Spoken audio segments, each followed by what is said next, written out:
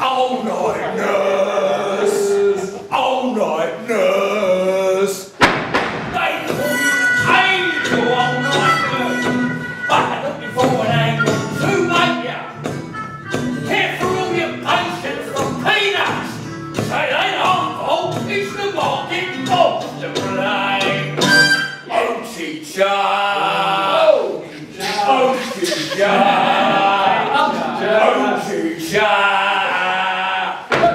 Do they tell you the truth? Oh, teacher. To take on the nation's humiliator. Toe the old off deadline and keep them there. Cause you're all slaving for a system run by fools. Old fireman. Old fireman. Old fireman. Mr. Fireman. Old fireman. Can you keep up the fight, old fireman? Yeah, keeps you up at night, but they sell ya as heroes of the flame. And there's Mania saying it's a job that's worth more than the pay. Oh, miners. Oh, miners. Oh, miners. Oh, miners. Oh, miners. Oh, miners, where the hell have you gone? And what the fuck is going on? Do they see ya as dignified and proud, or erase ya like a stain upon their green and pleasant land? Oh, bankers.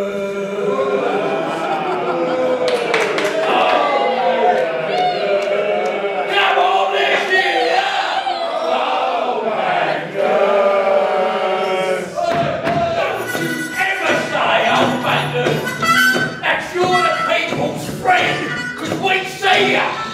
You're making all the game, and we hate ya, cause you're the lowest form of human being today. Road sweeper, road sweeper, road sweeper.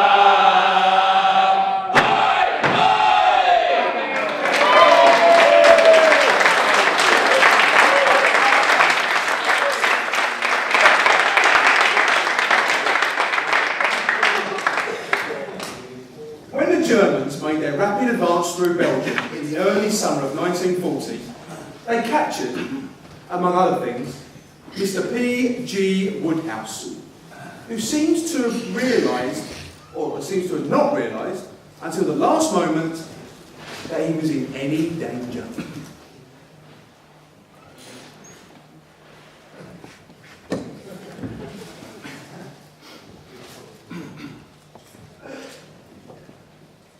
I say, Jeeves. Jeeves!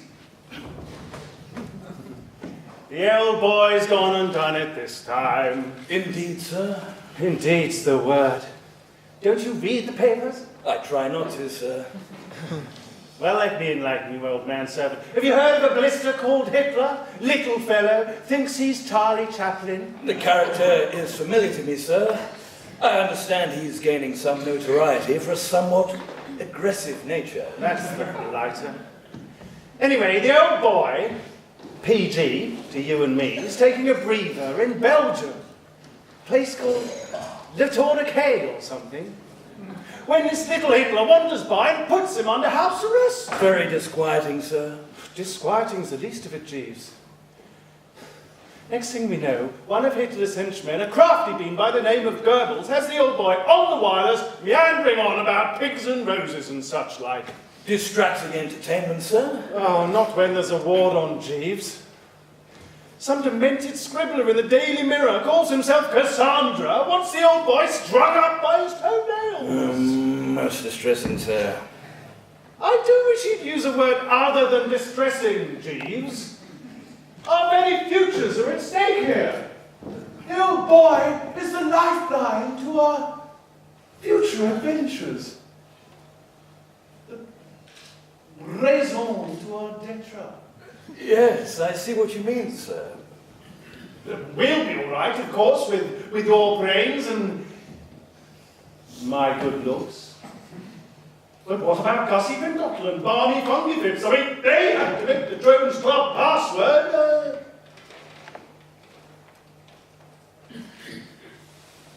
Password, so they could get into the place. Yes, it does equate to something approaching the horns of a dilemma, sir. And we need you to get us off on, Jeeves. Any ideas? Well, sir, there is an essayist of some repute who may be able to help nullify the propaganda quotient of some of the more scandalous sheets. Spinoza, Jeeves? Unfortunately not, sir. The philosopher Spinoza died of tuberculosis aged 44 in 1677. I was thinking more of the former Eton schoolboy, sir. George Orwell. Easy. Can't be bad. Can't say I really recall the blighter, though. Cordwell? Oh, well, sir. The chances are you mixed in somewhat different circles. Well, be that as it may, Jeeves. Go to it. Snap up this Orwell chappie if you think he can help. I will endeavour to do so, sir. Nice cup of tea, Jeeves? Indubitably, sir.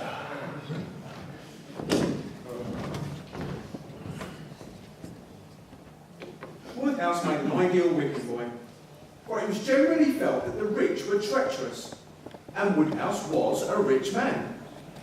But he was the kind of rich man who could be attacked with impunity and without risking any damage to the structure of society. It was a chance to expose a wealthy parasite without drawing attention to any of the parasites who really mattered. Old MacDonald had a farm, E-I-E-I-O, and on that farm he had some pigs. The animals were astonished to see Boxer galloping from the direction of the farm buildings, braying at the top of his voice. Quick! Quick, he shouted. Come at once! They're taking Boxer away. Without waiting for orders from the pig, the animals dropped off their work and raced towards the farm buildings. Sure enough, there in the yard was a large closed van drawn by 2 horses with writing on the side and a sly-looking man with a low-crowned bowler hat sitting on the driver's seat. And Boxer's stall was empty. The animals all crowded around the van. Goodbye, Boxer, they chorused. Goodbye. Fools, fools, shouted Benjamin. Can you not see what is written on the side of that van? That gave the animals pause, and there was a silence. Muriel began to spell out the letters, but Benjamin pushed her aside, and in the midst of a deadly silence read, Alfred Simmons, horse slaughterer and glue boiler, Willingdon. Do you not understand what that means? They're taking Boxer to the knackers! A cry of horror broke out from all the animals. At that moment, the driver whipped up the horses, and the van moved out of the yard at a smart trot. All the animals followed on behind. Muriel tried to force her way to the front. The van began to gather speed. Muriel tried to stir her stout limbs into a gallop and achieved a canter. Boxer, she cried! Boxer! Boxer! Boxer! 2, 3, and...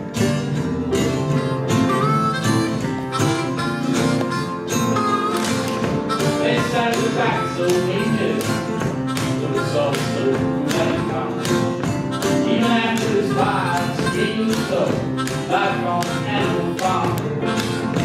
The snowballs getting wood, so sleep without remembering. While pigs spotted inside in the shade, vicious gossip man in the light.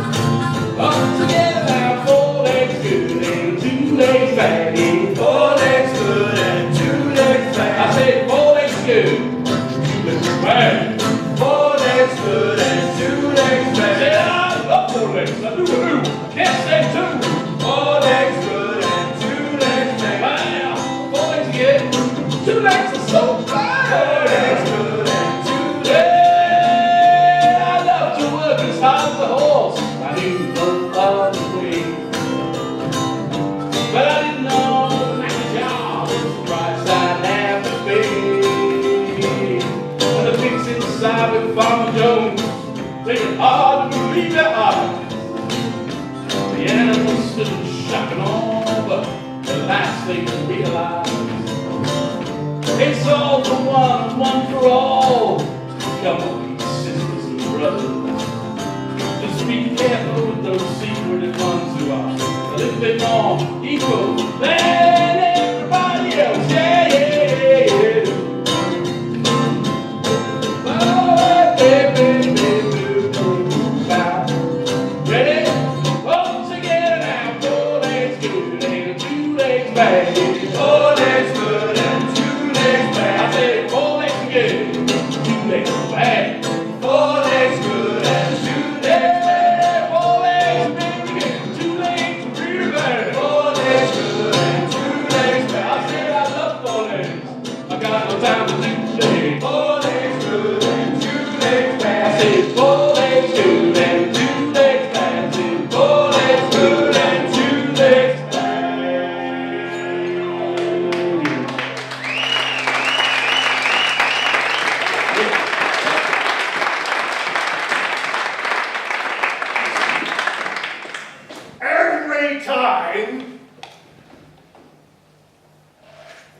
Every time Stalin swaps partners, Marxism has to be hammered into a new shape. This entails sudden and violent changes in line, purges, denunciations, and systematic destruction of party literature. Every communist is in fact liable at any moment to have to alter their most fundamental principles or leave the party. The unquestionable dogma of Monday may become the damnable heresy of Tuesday, It follows, and so on. it follows that in any Western society, the Communist Party is always very small and usually very unstable.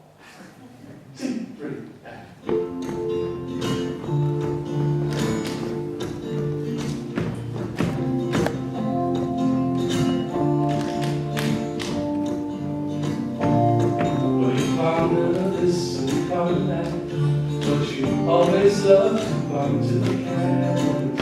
Funny how you're just never there when there's other ideas in the air. You say, okay, so they practice torture, but you got to see the wider picture. Where you looked and listened, but you never believed, and just yet find this full of beans, and had to think of something fast. You just had to justify your means to the last, and said, okay, so they practice torture, but you got to see the wider picture. You grouchy Marxists, don't you love to discuss? As long as no one mentions truth, as long as no one turns up to introduce the truth to you. Well, you started murder like others did, and the bodies of the brain working, and the smiles of firebird just to show that. So you call him Uncle Joe. You say, okay, so he practiced torture, but you've got to see the wider picture. Grouchy Marxists, don't you love to discuss? As long as no one mentions truth, as long as no one turns up to introduce the truth to you. And it's just a phase we must go through.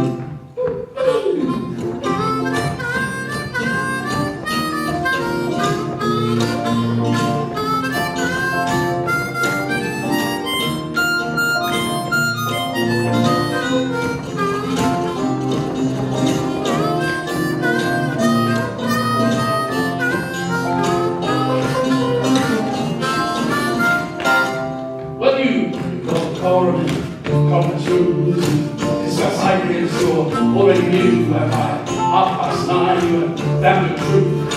Afraid that you could always use. You say, okay, so you practice torture, but you've got to see the wider picture. Grouchy Marxists, don't you love to discuss? As long as no one mentions truth, as long as no one turns up.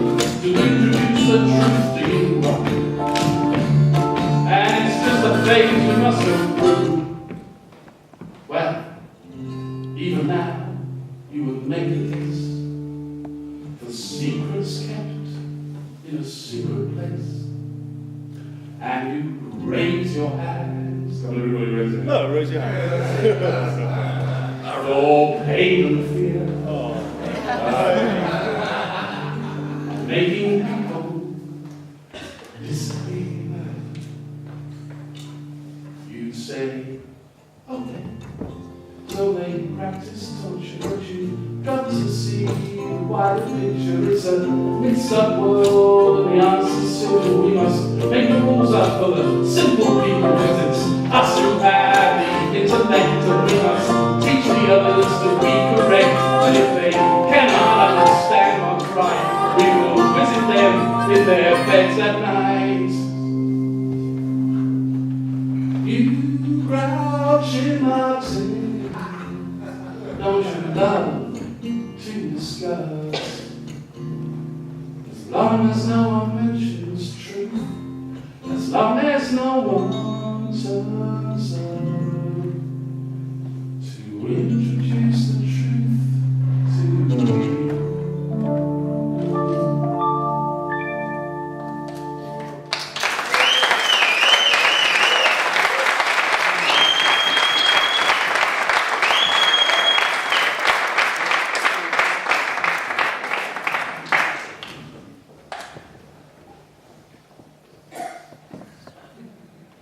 O'Brien held up his left hand, his back towards Winston, with the thumb hidden and the four fingers extended. How many fingers am I holding up, Winston? 4. And if the party says it's not 4, but 5, then how many? 4! Ah! The word ended in a gasp of pain. The needle of the dial had shot up to 55. The sweat had sprung out all over Winston's body. The air tore into his lungs and issued again in deep groans, which even by clenching his teeth he could not stop. O'Brien watched him. The 4 fingers still extended. He drew back the lever. This time, the pain was only slightly eased. How many fingers am I holding up, Winston? 4! The needle went up to 60. How many fingers am I holding up, Winston?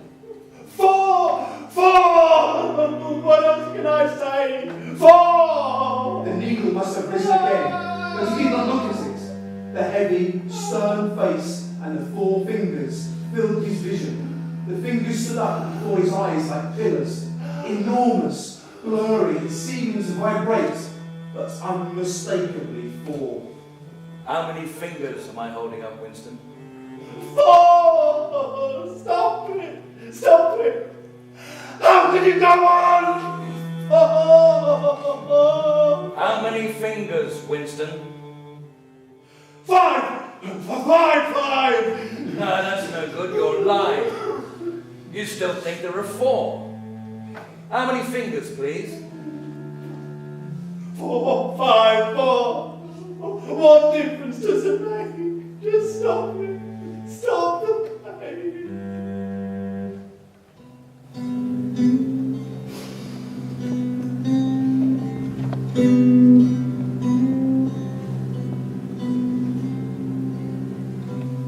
It was there at St. Cyprian's, and he saw it in the public schools, and he saw it in the people, the British Empire. He saw it and he loved it, like 2 and 2 4. Saw it and he sent it for 1984, and it was there in the towns up north, and he saw it there in the East End slums. And he saw it all roads that he walked along, the trams and the walls. He saw it and he learned it, to make fall. He saw it and he saved it. 1984. It was there in the Spanish War. And he saw it in the miner's eyes. And he saw it in the boreans. He saw through Stalin's lies. He saw it and he learned. Like 2 and 2 make 4. He saw it and he saved it for 1984. And it was there in the towns up north. And he saw it there in the east end slums. And he saw it all on the country roads that he walked along with the trams and the walls. And he saw it and he learned like 2 and 2 make 4. He saw it and he saved it. 1984. Be sad, but don't be cynical. We get too good at that with practice. He wrote those final words, I'm sure, for dignity and justice.